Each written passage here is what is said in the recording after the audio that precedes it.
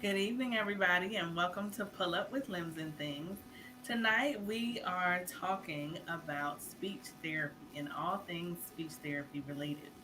And I wanted to give you just a little bit of an intro. So, my name is Dr. Chanel James. I am the owner of Limbs and Things mobile and telehealth practice. I serve aging adults in DC, Maryland, and Virginia. And I want to give you an opportunity to know a little bit about speech therapy. It's so important because physical therapists do work with speech therapists. One way that we do is with positioning and with recall for safety measures in helping people to be in the correct position if they're eating or if they are wanting to avoid an aspiration. And so tonight we have Miss Susan I. Wranik. She is the owner of SpeakSkill, and she's going to talk to us a little bit about speech therapy. Welcome, Susan. How are you? I'm fine, Dr. James. Thank you so much for your warm welcome. You're Delighted welcome. to be here. Yeah, so tell us a little bit about speech therapy. What should we know about a speech therapist? There's so many things people should know about a speech therapist. First of all, I should start by saying that we are called speech language pathologists. Mhm. That's the same as a speech therapist. All right. And if you want a speech therapist, you want services, you want to be sure that they're board certified. So you'll look for the CCC SLP. If they're audiologists, you'll see CCC A. But you want to be sure that we're board recognized. That means we've been through the program, we've passed the exam, we've met the qualifications for the ethical practice of the Mhm. study of speech language or audiology. Let's see, what else can I tell you about speech? Speech is more than just speech. Speech pathologist, speech therapist, speech therapy focuses on the speech, what you say. We call it language, but what it really is memory. It's all about attention. It's about memory, about processing, sequencing, executive function, which means not that you remember what city you were born in, but perhaps that you have a medical appointment 2 weeks from Thursday, and Mhm. it's at 9 in the morning. Traffic might be bad, so you might need to leave a little bit earlier. That's what we refer to as executive function. So that takes care of the speech side, a little bit of the memory side, and we also do swallowing. There were people who used to ask me what swallowing was all about, and it's how you eat your food and drink your liquids safely. Mhm. I remember I was an intern at Oklahoma University Medical Center, and I watched the barium swallow study. And I was so impressed with it just to see how everything works at the inside of your throat, but then Mhm. also to see how that person took the information from that swallow study and used it with the patient. So, very good experiences with speech therapy. Can you tell us a little bit about the ways to know you need a speech therapist? It depends upon the symptoms. One of the most frequent ways to know that you might need the care of a speech pathologist is if somebody is experiencing memory issues. We can treat that. We would probably refer you to a neurologist, but we can help with memory. Know that we can help with memory. I'm not saying we can fix everything and bring everybody back to baseline, but we do deal with this and help people function and improve quality of life. So memory is a big thing. Another big thing that we're called for frequently is for swallowing issues. When people are coughing, they're coughing on thin liquids in particular. It can also be dry foods.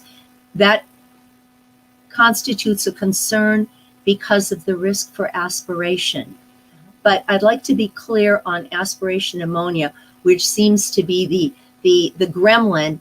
People panic about aspiration pneumonia and they don't really appreciate what the real causes behind aspiration pneumonia are. It's not because you're coughing. One of the biggest problems, one of the biggest causes is poor oral hygiene. So if you are caring for someone who has a decrement, has challenges in memory or physical ability for self care, if you yourself are having issues, make sure that you keep your mouth clean. Brush your teeth, floss, make sure that you do this several times a day. You want to keep that bacteria out because it's the bacteria ingested getting into your lungs, which is what causes the aspiration pneumonia, not the fact that you cough. Very good tip. So if you're watching with us, we want to give you an opportunity to ask us questions. So if you'll put that in the comments, you can also let us know that you're here by putting hashtag live if you're catching this on the replay, hashtag replay. So, is there anything you want to tell a caregiver who is working with someone who could possibly benefit from speech therapy? What is the best thing you can say from your point of view? Oh, that's a broad question. When I think of a caregiver, the first thing I think of is take care of yourself. And I know caregivers hear it all the time, and they Mhm. say, yeah, that's easy to say. If you've got money, you can buy help. You must find a way, even if it's just to go into the bathroom or step out into the yard for a few minutes and sit down and be alone with yourself. It's imperative because you can hire other people to care for a loved one. When they're in the hospital, they're cared for by professionals. You cannot hire anyone else to be the spouse, to be the partner, to be the parent, to be the child. That is a role you alone have. It's important that you take care of yourselves so that you can take care of those you love. I was told a while back in one of the communities with which I work that the perfect spouse and the perfect caregiver who does both at the same time has not been born yet. Mm, Remember that. It's important to breathe. It's important to smile. It can have serious effects on your own health if you mm-hmm. don't take care of yourself. Right. You must find a way to smile every day. Definitely. Okay, so we have a question. It says, is speech therapy covered by insurance? It depends upon where and what. I am fee for service. I do not take insurance. I code my invoices so that people can submit to insurance. Whether they pay, I don't know. It depends upon the individual. Speech is covered by Medicare and Medicaid. It depends upon what the diagnosis is. It like anything else, it depends upon the script that the physician writes and what the diagnosis is. There's some things, for example, if you have Parkinson's disease, there's a special protocol for helping people speak louder with Right. Parkinson's. And there's also that same protocol was adapted for physical therapy to help people move bigger. It's called LSVT big and LSVT loud. We know that it helps people with Parkinson's with their voice and physical movement. We also know in voice that it helps people with other neurogenic diseases and diagnoses, such as ALS, the aging voice, for example, MS, cerebral palsy. It can have positive effects. However, it is only cleared for insurance reimbursement for Parkinson's, for a diagnosis of Parkinson's disease at this time. Gotcha. That's an Okay. example. Yeah. What is another one? What tests are used to get a diagnosis in speech therapy? It depends upon what the symptoms are. Mm-hmm. Is it a swallowing issue? Is it a memory issue? Is it a speech issue? The speech would administer articulatory tests, phonology tests. It depends upon what the issue is. Memory tests, maybe if they're having word finding issues. Sometimes aphasia is present. Is present. Aphasia, that's APHASIA, aphasia, is the loss of language, not intellect. People just can't find their words. Sometimes that happens post stroke. It can happen post traumatic brain injury, post concussion. That's an issue. So that might be, it could be a computer test, it could be pen and pencil, it could be a verbal examination. If it's a swallowing issue, generally we do what's called a bedside. Doesn't mean you have to be bedside. It means that you do hands-on initially and you test for a variety of, for movement here, for swallow function, for the oral muscles and so forth. Very often we will refer for a radiology test, which is what I believe you were talking about, Dr. James, the Right. modified barium swallow. That is covered by insurance.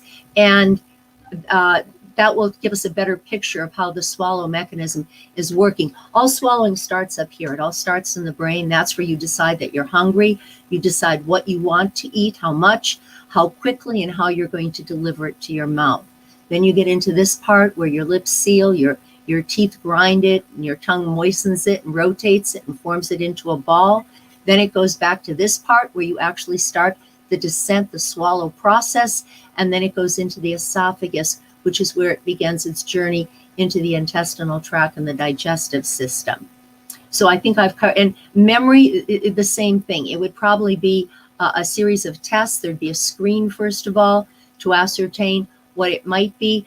Very often people don't come to speech off the street. They're generally referred by a physician. So we're already working with a diagnosis. Our responsibility becomes determining what specific area, to what extent, and how we plan to provide intervention. That was so thorough. Thank you. Thank you. So I wanted to know, can you talk about how you've worked with physical therapists using your background in speech language pathology? I love to tell you how I talk, and I work with physical therapists, okay? First of all, there's the big three. You have speech pathology, occupational therapy, and physical therapy, okay? Remember that speech works from here on up. That's our domain. That's not only where but that's our area of focus. Well, actually, we're down here, anatomical area of focus. The occupational therapists, think jobs, they're like from here down, and they're the ones that focus on how people function on a daily basis. Physical therapy works on balance and mobility and the ability to walk. A lot of times, the biggest fear for any of us is fall. I call that the four-letter F word. Nobody wants to fall. And remember, as people age, you don't always fall and break. More often than not, you crack or break and then fall. I'll repeat that. You don't fall and then break or crack.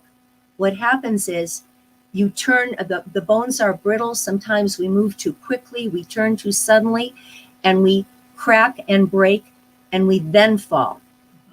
And then we wind up with a physical therapist and maybe occupational therapist and speech as well. My job, speech job, is to help with memory, to help people remember how to be safe, to remember how to get up and sit down, the mental processes to stay safe, to move safely, and to follow the directions. We also intervene if people can't remember, they can't recall, with strategies to help them remember how to be safe. And then when it gets to like occupational therapy and some of the others, and even PT, when people have to put on maybe a brace or something, they might not remember the sequence in how to do that. So very often PT and OT will come to speech and say, help me out here. We've got to get this instilled so this person can go home. They have to know how to do this on their own. Mm-hmm. That safety factor is so important. I remember having to make sure that someone was safe to go home, but the main issue was their memory of sequencing and what order to do things to be safe. And so needing a speech therapist to help them to get those strategies instilled so that they would be safe to go home. So thank you for mentioning that. So here's another question. What can a person do if it is hard to pronounce certain words? That depends upon the reason. Mm-hmm. Is it because it's a foreign word? Are they working in a language that's not their own? Are they switching sounds? It depends upon what the issue is, but speech can help you. And I'm not only a speech pathologist, I should add, I'm also a linguist. I've studied 7 languages. I spent the first 30 years of my life working in a foreign language as a translator and interpreter. And I provided therapy, believe it or not, in 9 languages, and including Chinese, and no, Chinese is not one of my languages. But in the healthcare business, you don't not provide care because you don't speak the language. You find a way. Yes, you do. Okay, so let's say if a person was stuttering, how would you help them to be able to express those words clearly? Okay, that is what we call a fluency issue. And cluttering is very common as well, especially with some of the younger people. It's kind of like a stutter where the words all come out at one time. I'm not a fluency specialist. The main goal is to help people identify what causes them to do that so that they can cut it off at the pass before it happens.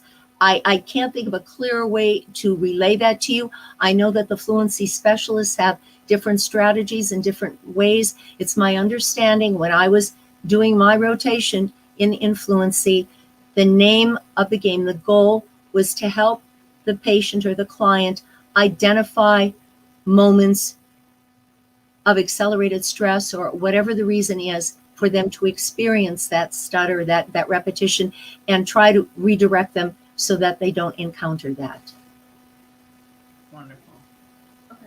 You were mentioning how many languages you speak. Can you let us know how many you speak? 7. I studied 7. I'm having a hard time with English right now, but I worked in Italian. My major in college was Italian and linguistics. It was a double major. My second language was modern Greek. So those were the ones I worked in. I studied French. I studied Arabic and Farsi.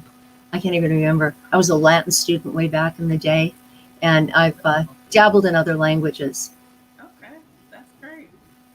Okay, here's another one. How soon should a young child be checked if they have trouble sounding out a specific sound? I would have them screened as soon as possible. Again, my specialty, my focus area of focus is adults. If Mm-hmm. you feel that your child, I don't know when you say a young child, I don't know how young that child is. I don't know if you're talking about 2 or 3. If you have cause for pause, I would talk to the school. Mm-hmm. I would have the child screened preliminarily. The sooner you get in to get intervention and to help the child, the better. The better it is. You don't want to wait until it's you don't want to wait until something's aggravated, until the child's at a disadvantage. You don't want them to be missing out on any milestones. But there are pediatric speech specialists, Mm-hmm. and I suspect many of them do take insurance. So if you come in with a screening order from the physician, from your pediatrician, I would suspect, don't hold me to it, but I would suspect that they would be able to help you. And for those of you who are looking for referrals, the American Speech Hearing Association, ASHA, ASHA. If you're looking for somebody, if you have some concerns in particular, you can always contact them and go on their website. They keep a roster. They can make referrals. If you need somebody who speaks Arabic, they'll put you in touch with a speech pathologist who speaks Arabic. If you have swallowing issues, if you have somebody who wants to do Parkinson's loud, they have lists of everything that we do, and they can put you in touch. And you can also send me an email. I'll do my best to help you out. Thank you so We have much. another question coming in. Let I me thought I see. saw from. Yes. Fun question. Have you ever seen the movie King's Speech? Absolutely. Absolutely. I've seen King's Speech. Okay. Okay. Um, are there any tips or gems you have for someone who um, maybe is a caregiver for someone who has dementia or someone who has a difficulty expressing themselves, that it would be beneficial to have tips that would help them to be able to communicate with one another? I have a huge tip for you, Okay. a huge tip for people who are caring for loved ones who have difficulty with speech. And it's this: remember that just as they have difficulty verbally expressing themselves, finding the words that they use, Hmm. they're also having difficulty understanding the words that you use. Just as they have difficulty putting those sounds together and the meaning, when you talk to them, they don't always understand what you're saying either. And Right. I can tell you that going slower and going louder doesn't help. Because if you don't speak Chinese and somebody is speaking slowly and loudly and you don't speak Chinese, you're Yeah. not going to understand it anyway. I will tell you this, that the universal language is the smile. And learn how to be one with. Just step back. Accept the fact that they cannot always process everything as quickly as you're thinking and scheduling and sharing it with them. So learn how to smile and just sit and be one with. It's not always important to entertain. Sometimes it's important just to touch and to listen to music together and to enjoy a fragrance together and maybe do a hand massage and just be one with. We call that communion Hmm. over communication. That's probably the most important thing for both of you, because as a caregiver, you have an opportunity to breathe and just relax and dial it back. And your family member will be delighted because nobody's ever 100% out of it. If they're not able to participate, they kind of know, and Hmm. they can sense your tension. Right. They can sense, communication is more than the words you use. It's how you look, it's how you move, it's what you do, and it's how quickly you do it. So dial it back.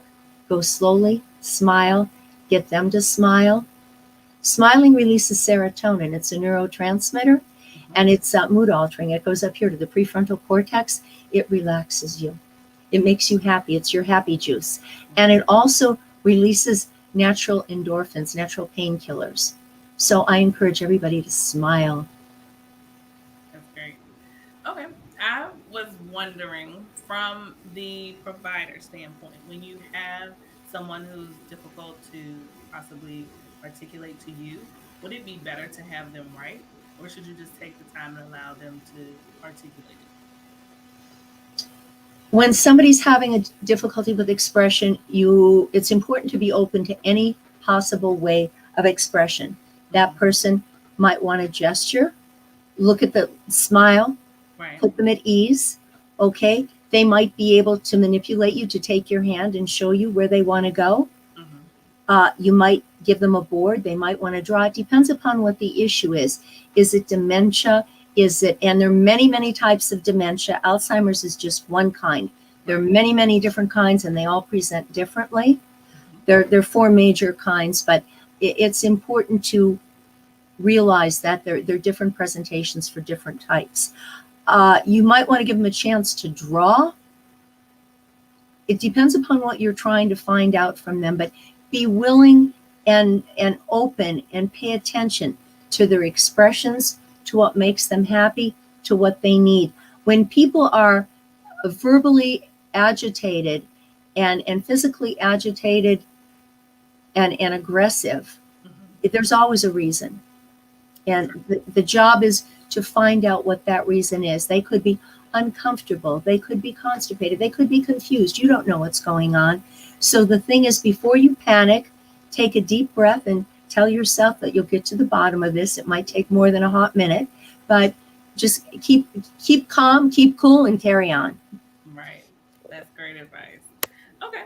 Is there a final tip you want to provide for us that would be all inclusive, kind of telling you about speech therapy, or needing a speech language pathologist, and possibly a gym or a tip for someone who is in need of a speech therapist? In one sentence, No, you didn't in have one to. sentence, I would say, call me, Susan Ironic SpeakSkill. But I'll help. I want to be a resource, and if I can guide anybody in any way, I'm more than happy to do that. Thank you. My one recommendation for people, memory is an issue for all of us these days. For most of us, it's because we're on overload. Hmm. So I tell people to say, "Give me a moment." Give me a moment, because it reduces the adrenaline, it reduces the cortisol flow, Hmm. it which is corrosive, and it just helps you gather your thoughts. Remember that two things kill: speed and stress. We don't have to be volunteers for either of them. Be mindful of what you're doing. Move slowly, don't rush.